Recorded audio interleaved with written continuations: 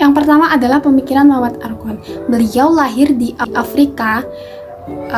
Pemikirannya yaitu rethinking Islam, maksudnya adalah pengkajian Islam secara ulang. Kenapa kok Islam itu perlu dikaji ulang? Karena Islam itu berpegang teguh pada dalil nakli atau Al-Quran dan hadis. Jadi dalam pemaknaannya tidak cukup secara tekstual saja, tetapi harus pemaknaan secara kontekstual. Maka dari itu, pemikiran beliau itu terkenal sebagai pemikiran yang moderat dalam konsep pengkajian Islam. Jadi, Islam tidak cukup dimaknai secara tertutup, tapi harus terbuka.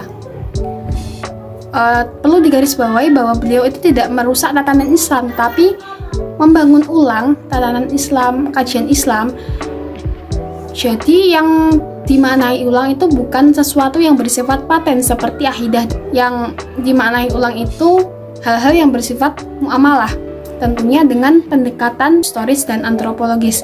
Relevansi di era kontemporer yaitu mengkaji ulang dan membangun ulang dalil nakli secara kontekstual, tentunya disesuaikan dengan perkembangan zaman atau keadaan suatu daerah, sebab suatu daerah itu mempunyai keunikan tersendiri-sendiri, jadi memungkinkan terjadi perbedaan istinbat hukum dari para ulama. Yang kedua adalah Muhammad Naqib Al-Atas. Beliau lahir di Indonesia, tepatnya di Bogor, kemudian pindah ke Malaysia, sehingga terkenal sebagai cendekiawan asal Malaysia. Pada konferensi pendidikan Islam yang diikuti oleh seluruh dunia, tepatnya di Mekah, dia mulai terkenal ketika menyampaikan pemikirannya bahwa perlu diadakan islamisasi ilmu. Karena ilmu yang saat ini sampai pada dunia telah banyak terkontaminasi oleh kebarat-baratan. Sebab saat ini semua yang dikatakan maju pasti dikaitkan dengan keilmuan bangsa barat. Kemudian keilmuan bangsa barat itu diekspor ke kajian keislaman. Sehingga apabila nilai-nilai itu jauh dari nilai keislaman, maka perlu diadakan islamisasi ilmu. Jadi, dalam mengkaji keilmuan Islam itu tidak boleh mengesampingkan tauhid dan mengedepankan akal saja. Tidak hanya Islam itu dilakukan pendekatan secara metodologis, tapi juga melalui pendekatan antropologis, ontologi, dan sosiologis.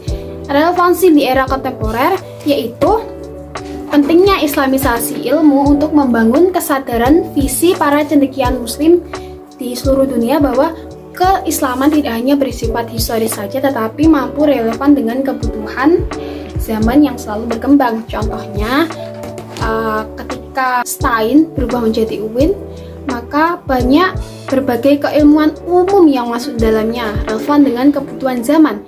Jadi tidak hanya bersifat keagamaan saja yang cenderung terlalu historis. Yang ketiga adalah Kiai Haji Abdurrahman Wahid atau yang kita kenal sebagai Gus Dur.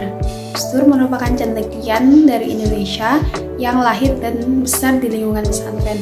Pemikiran beliau mengenai Islam kosmopolitan yaitu identik dengan sifat keterbukaan dan berwawasan luas. Jadi dalam memaknai kajian Islam itu menggunakan prinsip keislaman yang bersifat universal.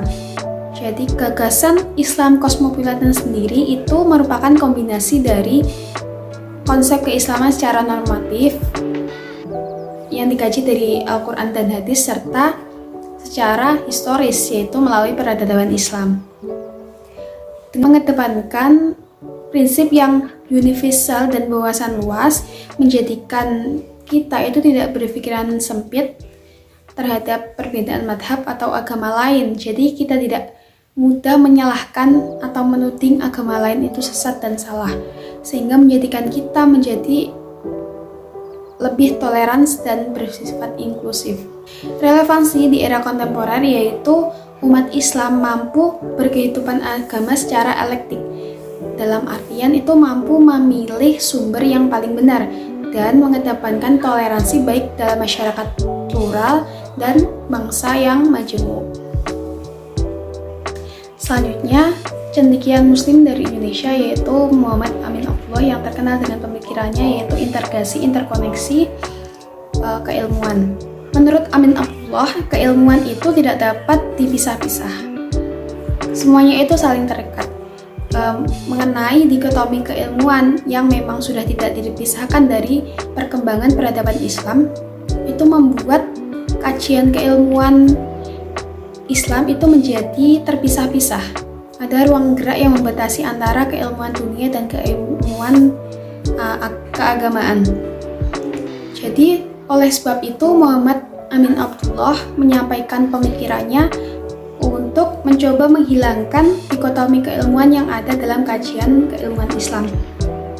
Maka dari itu Muhammad Amin Abdullah mengungkapkan teori jaring laba-laba, di mana titik sentral dari teori tersebut adalah Al-Quran dan hadis yang jadi pusat paling utama kajian keilmuan Islam, kemudian disusul oleh kajian Islam tradisional seperti tasawuf, fikih, kemudian disusul nomor 3 yaitu kajian sains yang populer di dunia barat.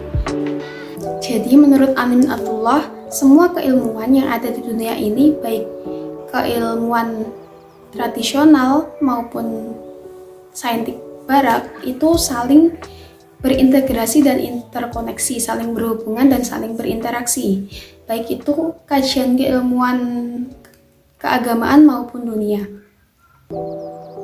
Nah, relevansi di era kontemporer yaitu berdampak pada terwujudnya wajah baru dalam dunia keilmuan dan menjabati jurang pemisah antara ilmu-ilmu agama dan ilmu umum agar dapat saling berkesinambungan dan tetap menempatkan Al-Quran dan As-Sunnah sebagai pijakan utamanya.